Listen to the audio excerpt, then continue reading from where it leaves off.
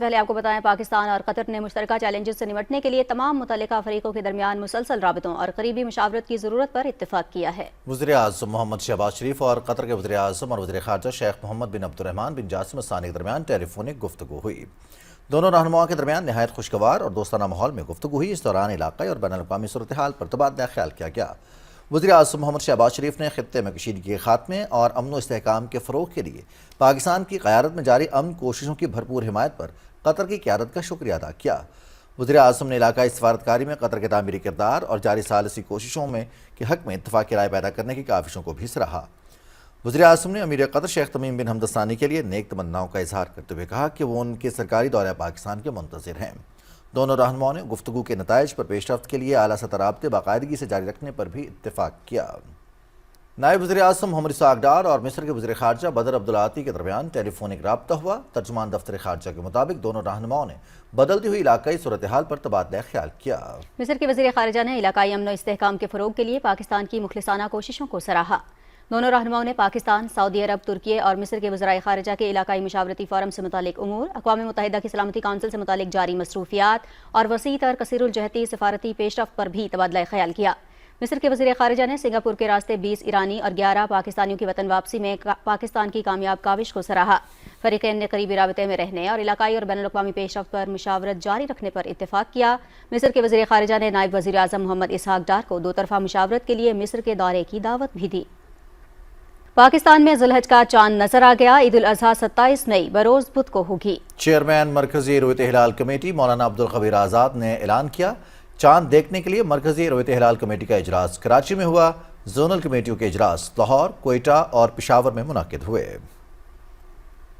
عید الاضحیٰ 27 مئی 2026 بروز بدھ کو انشاءاللہ ہوگی۔ سعودی عرب میں ذی الحجہ کا چاند نظر آ گیا۔ عید الاضحیٰ 27 مئی کو ہوگی۔ عرب میڈیا کے مطابق سعودی سپریم کورٹ نے چاند نظر آنے کا باضابطہ اعلان کر دیا۔ وقوف عرفہ 26 مئی کو ادا کیا جائے گا۔ انڈونیشیا میں ذی الحج کا چاند نظر آ گیا ہے، جہاں عید الاضحیٰ 27 مئی کو ہوگی۔ حکام کے مطابق انڈونیشیا کی وزارت مذہبی امور نے ذی الحج کے چاند کا اعلان کر دیا ہے۔ اس سے قبل تیونس اور ترکی میں اسلامی مہینے ذی الحج کا چاند نظر آنے کی تصدیق ہو گئی، جس کے بعد دونوں ممالک نے بدھ 27 مئی کو عید الاضحیٰ منانے کا باضابطہ اعلان کر دیا ہے۔ آئی ایس پی آر نے بھارتی آرمی چیف کے اشتعال انگیز بیان پر سخت رد عمل دیتے ہوئے کہا ہے کہ بھارتی آرمی چیف کا بیان تاریخ اور جغرافیے سے لا علمی کا منہ بولتا ثبوت ہے۔ پاکستان کا وجود اور جغرافیہ اٹل ہے، مٹانے کی خواہش رکھنے والے خود مٹ جائیں گے۔ پاکستان ایک مسلمہ ایٹمی قوت ہے اور کسی بھی مہم جوئی کا منہ توڑ جواب دیا جائے گا۔ آئی ایس پی آر نے بھارتی آرمی چیف کے حالیہ انٹرویو پر رد عمل دیتے ہوئے کہا کہ پاکستان پہلے ہی عالمی سطح پر ایک اہم ملک اور تسلیم شدہ ایٹمی قوت ہے۔ انہوں نے کہا کہ ہندوتوا نظریات میں جکڑی بھارتی قیادت 8 دہائیاں گزرنے کے باوجود اب تک پاکستان کے وجود کو تسلیم نہیں کر پائی۔ بھارت کے لیے پاکستان پر جارحیت کا انجام سیاسی اور فوجی طور پر ناقابل تصور ہوگا۔ آئی ایس پی آر نے کہا کہ بھارتی آرمی چیف کا بیان تصویراتی دیوالیہ پن اور جنگی جنون کی عکاسی کرتا ہے۔ جغرافیہ مٹانے کی دھمکی دینے والے یاد رکھیں، ایٹمی جنگ میں تباہی دونوں طرف ہوگی۔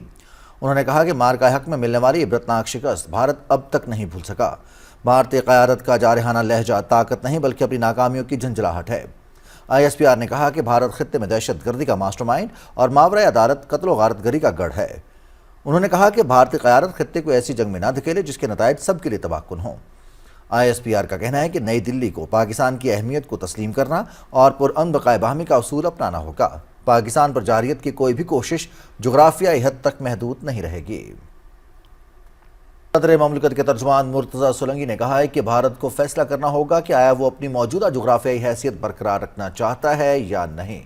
سماجی رابطے کی ویب سائٹ ایکس پر اپنے ایک بیان میں ان کا کہنا تھا کہ اگر بھارت اپنے تمام ہمسایوں سے جھگڑے مول لیتا رہا اور اپنی نسلی و مذہبی اقلیتوں کو یوں ہی دباتا رہا تو وہ دن دور نہیں جب وہ اپنی موجودہ جغرافیائی شکل کھو دے گا۔ صدارتی ترجمان نے واضح کیا کہ بھارت ہمیں تاریخ کا درس دینا بند کرے۔ ہماری تاریخ موئنجودڑو، مہر گڑھ اور ٹیکسلا جیسی عظیم تہذیبوں تک پھیلی ہوئی ہے اور ہمارا مستقبل بھی روشن ہے۔ انہوں نے کہا کہ بھارت کی موجودہ پالیسیاں واضح کرتی ہیں کہ وہ صرف ماضی میں جینا چاہتا ہے، جبکہ اس کے پاس مستقبل اور آنے والے کل کے لیے کوئی ویژن نہیں۔ پاکستان کی نیٹ ریجنل اسٹیبلائزر کے طور پر اہمیت اجاگر، امریکہ نے دہشت گردی کے خلاف کوششوں میں پاکستان کو اہم اور کلیدی شراکت دار قرار دے دیا۔ امریکی سینٹرل کمانڈ سینٹ کام کے سربراہ ایڈمرل بریڈ کوپر نے امریکی سینٹ کی کمیٹی کو بریفنگ دیتے ہوئے کہا کہ پاکستان انسداد دہشت گردی کا ایک قابل اعتماد شراکت دار ہے جو خطے میں داعش خراسان کے خلاف جنگ میں کلیدی حیثیت رکھتا ہے۔ پاکستان کے ساتھ ہماری مضبوط فوجی شراکت داری کے نتیجے میں دہشت گردوں کے خلاف ٹھوس نتائج حاصل ہوئے۔ امریکی سینٹ کام کے سربراہ نے کہا کہ یہ ٹھوس اور باہمی کامیابیاں پاکستان اور امریکہ کی دیرینہ دوستی اور مشترکہ عزم کا براہ راست عکس ہیں۔ ہمارے وسطی ایشیائی شراکت دار بھی افغان طالبان میں افغانستان سے پنپتی دہشت گردی کے خطرات پر محتاط نظر رکھے ہوئے ہیں۔ Afghanistan remains on the forefront of what we're watching in terms of terrorist activity. I think best to address that in a classified forum. For right now, our partnerships in the region are suppressing that threat. Remains an area of concern. We're paying close attention through a variety of partnerships. We're suppressing any threat. Afghan سرزمین پر دہشت گردوں کی مسلسل موجودگی کے باعث افغانستان امریکی نگرانی کی فہرست میں بدستور پہلے نمبر پر ہے۔ عالمی ماہرین کے مطابق امریکی کمانڈر کا بیان خطے میں دہشت گردی کے خلاف جنگ میں پاکستان کی قربانیوں، آپریشنل مہارت اور اسٹریٹجک اہمیت کی ایک اور بین الاقوامی توثیق کا ثبوت ہے۔ ایڈمرل کوپر کے جائزے نے دہشت گردی کے خلاف پاکستان کے کردار کی ساخت کو مضبوط اور قابض افغان طالبان کے زیر اثر پنپنے والی دہشت گردی کے نیٹ ورکس کو بے نقاب کر دیا ہے۔ عالمی ماہرین کا کہنا ہے کہ پاکستان کو ایک اہم انسداد دہشت گردی شراکت دار قرار دے کر امریکہ نے عالمی سطح پر دہشت گردی کے خلاف جنگ میں پاکستان کے ہراول دستے کے کردار کو تسلیم کیا ہے۔ سینٹ کام کا یہ جائزہ پاکستان کے اس دیرینہ موقف کی توثیق کرتا ہے کہ افغان طالبان کے زیر اثر افغانستان میں دہشت گردوں کی محفوظ پناہ گاہیں علاقائی امن و استحکام کے لیے مستقل خطرہ ہیں۔ وزیر اعلیٰ پنجاب مریم نواز شریف نے باکو میں آذربائیجان کے بانی حیدر علی کے مقبرے پر حاضری دی، پھول رکھے اور فاتح خوانی کی۔ وزیر اعلیٰ مریم نواز یادگار شہداء پر بھی گئیں۔ انہوں نے شہداء کی قربانیوں کو خراج عقیدت پیش کیا۔ آذربائیجان کے سفیر خضر فرہادوف اور وفد کے دیگر ارکان بھی وزیر اعلیٰ مریم نواز شریف کے ہمراہ تھے۔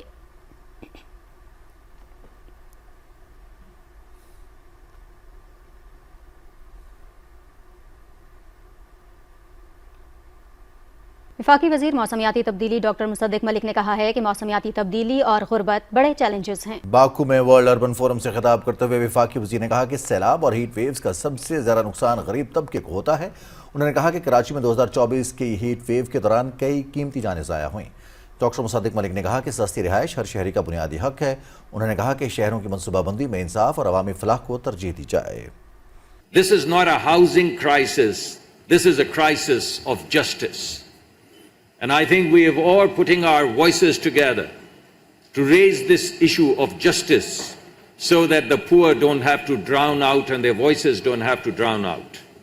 People who get washed away, people who die in these heat capsules, people who don't have access to health and education, these are not the people who are designing cities. We are designing cities. These are victims of our policies and our strategies. That going green or going sustainable is not aesthetic. It shouldn't be jargon. It is not welfare. We should not build housing for investors. We should build housing for the people.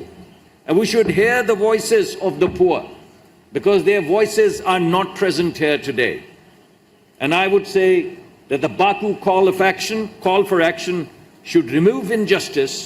Baku call for action should remove speculation from housing solutions, but I would leave you with the question, housing for whom? Do we truly mean everyone? وزیر مذہبی امور سردار محمد یوسف اور secretary مذہبی امور ابرار احمد مرزا نے عزیزیہ میں قائم پاکستان حج mission کا دورہ کیا۔ ڈی جی حج عبدالوہاب سمرو اور دیگر اعلیٰ افسران نے وفاقی وزیر مذہبی امور کو بریفنگ دی۔ سردار محمد یوسف نے کہا کہ وزیر اعظم محمد شہباز شریف کی ہدایت پر حج انتظامات کا جائزہ لینے سعودی عرب آیا ہوں۔ وزیر اعظم کے ویژن کے مطابق پاکستانی عازمین حج کی سہولت اور آسائش کا ہر ممکن خیال رکھا جائے۔ انہوں نے کہا کہ سعودی حکومت کے حج انتظامات مثالی اور لائق تحسین ہیں۔ سعودی حکومت نے مشاعر میں ایام میں ہیلپ لائن 1966 متعارف کرائی ہے۔ مکہ مکرمہ میں حرم ٹرانسپورٹ کے لیے 450 بسیں مہیا کی گئی ہیں۔ تاریخ میں پہلی بار 1,19,000 پاکستانی عازمین حج کی بڑی تعداد کو مرکزیہ میں ہی رہائش فراہم کی گئی ہے۔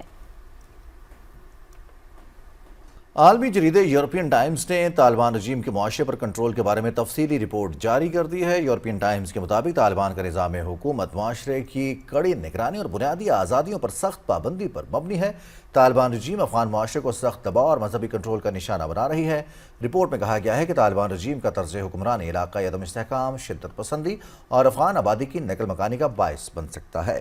رپورٹ کے مطابق افغان لڑکیوں کی 6ٹھی کلاس تک تعلیم پر پابندی کو 5 سال مکمل ہو چکے ہیں۔ جریدے کے مطابق افغان خواتین نقل و حرکت، روزگار اور علاج سے محروم ہیں۔ رپورٹ میں کہا گیا ہے کہ خواتین محرم کے بغیر نہ تو علاج سہولیات حاصل کر سکتی ہیں اور نہ ہی اقوام متحدہ کے امدادی سینٹر میں داخل ہو سکتی ہیں۔ طالبان رجیم کے قانون کے تحت بیوی شوہر کا گھر بغیر اجازت چھوڑنے پر سخت سزا کی حقدار قرار دی گئی ہے۔ اسی طرح طالبان لیڈرز کے بارے میں تنقید کو قابل سزا جرم قرار دیا گیا ہے۔ رپورٹ کے مطابق جرم ثابت ہونے پر مذہبی علماء کو صرف تنبیہ جبکہ عام عوام کے لیے سخت سزا کا قانون لاگو ہے۔ پچھلے دور حکومت کے اہلکاروں کے خلاف انتقامی کارروائیاں بھی مسلسل جاری ہیں۔ یورپین ٹائمز کے مطابق افغانستان کے موجودہ حالات علاقائی اور عالمی امن کے مستقبل کے لیے سخت خطرہ قرار دیے گئے ہیں۔ آپریشن بنیان مرصوص کی کامیابی کا 1 سال مکمل ہونے پر آزاد کشمیر کے علاقے دھیر کوٹ میں جموں کشمیر عوامی دست و بازو پارٹی کے زیر اہتمام مارکہ حق ریلی کا انعقاد کیا گیا۔ کوہالہ کے مقام سے نکالی گئی سینکڑوں گاڑیوں پر مشتمل ریلی میں سیاسی و سماجی شخصیات سمیت شہریوں کی بڑی تعداد نے شرکت کی۔ اس موقع پر فضائیں پاکستان زندہ باد اور پاک فوج زندہ باد کے نعروں سے گونجتی رہیں۔ ریلی کے شرکاء سے خطاب کے دوران مقررین نے کہا کہ مارکہ حق میں افواج پاکستان نے جس جرت اور بہادری کا مظاہرہ کیا، آج پوری دنیا اس کی معترف ہے۔ مسلح افواج پاکستان ہمارے ماتھے کا جمر ہے اور ہم ہر قسم کی قربانی دینے کے لیے انشاءاللہ ہماتن گوش کھڑے ہیں۔ ریلی کا چمن کوٹ، دھیر کوٹ اور چہالہ کے مقام پر شاندار استقبال کیا گیا۔ ریلی کا اختتام چہالہ کے مقام پر ہوا جہاں ملک کی ترقی، خوشحالی، استحکام اور مقبوضہ کشمیر کی جلد آزادی کے لیے خصوصی دعا کی گئی۔ سرسبز کی نائٹروفوس اور کیلشیم امونیم نائٹریٹ سے حاصل کریں کپاس کی 10% سے بھی زیادہ اضافی پیداوار اور کامیابی کے سفر میں رہیں آگے۔ سرسبز، زمین کی جان، فصل کی شان۔ مقبوضہ جموں کشمیر میں کل جماعتی حریت کانفرنس نے پاکستان کے خلاف بھارتی آرمی چیف جنرل اپیندر دویدی کے بیان کو مسترد کرتے ہوئے کہا ہے کہ نئی دلی کو چاہیے کہ وہ دھمکیاں دینے کے بجائے مسئلہ کشمیر کے حل کی طرف آئے۔ کشمیر میڈیا سروس کے مطابق کل جماعتی حریت کانفرنس کے ترجمان ایڈوکیٹ عبدالرشید منہاس نے سری نگر سے جاری ایک بیان میں کہا ہے کہ کشمیر بین الاقوامی سطح پر تسلیم شدہ ایک تنازع ہے اور اسے بھارت، پاکستان اور کشمیری عوام کے حقیقی قیادت کے درمیان بامعنی مذاکرات کے ذریعے ہی حل کیا جا سکتا ہے۔ انہوں نے کہا کہ دھمکیوں اور فوجی طاقت کے استعمال سے خطے میں ہرگز امن قائم نہیں ہو سکتا، لہٰذا بھارت جابرانہ پالیسیاں ترک کر کے تنازع کشمیر کو اقوام متحدہ کی قراردادوں اور کشمیری عوام کی امنگوں کے مطابق حل کرے۔ Jammu Kashmir democratic freedom party نے پارٹی چیئرمین شبیر احمد شاہ کی بگڑتی ہوئی صحت کے باوجود جموں کی کوٹ بھلوال جیل منتقل کرنے پر شدید تشویش کا اظہار کیا۔